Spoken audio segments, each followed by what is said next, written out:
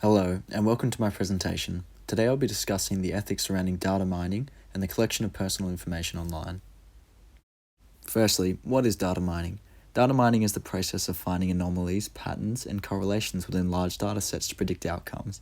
There are a variety of data mining techniques and tools that enable enterprises to not only predict future trends, but also to make more informed business decisions.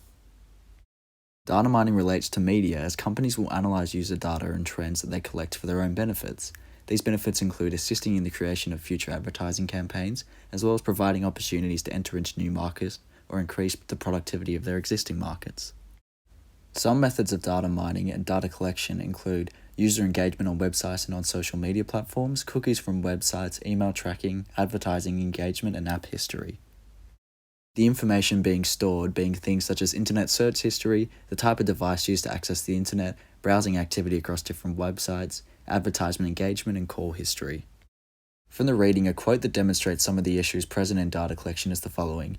In the online world, the boundary between the private and public realm is messy.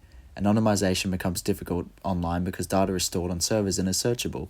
This quote highlights the ethical and moral grey area surrounding an individual's privacy when using the internet in regards to how personal data is stored and used. And it also indicates that depending on the actions conducted by an individual online, that privacy can be virtually non-existent. In terms of morality, there are many things to consider.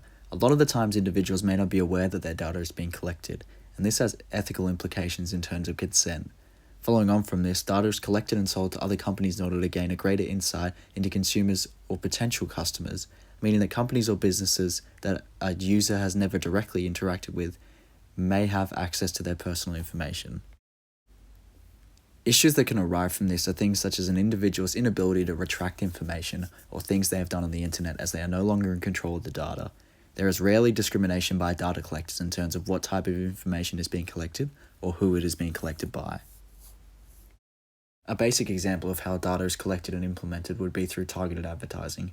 For example, a 26-year-old male is using Instagram to look up sports highlights and results. Their data is then stored surrounding their interest in sports when they are using Instagram. Through their engagement with Instagram, they are shown advertising based on their interests, for example, exercise equipment, sports jerseys, or tickets to events or games. Individuals have likely experienced a similar situation when they are being shown advertisements or images tailored to their interests based on the data they have input online. In fact, a study done by New Adlucent suggests that more often than not, individuals prefer this type of advertising.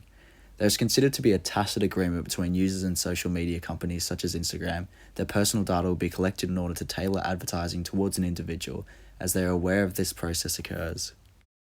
However, what if individuals have no understanding or concept of this process? For example, an 8-year-old child is scrolling through Instagram and clicks on an inappropriate image or video.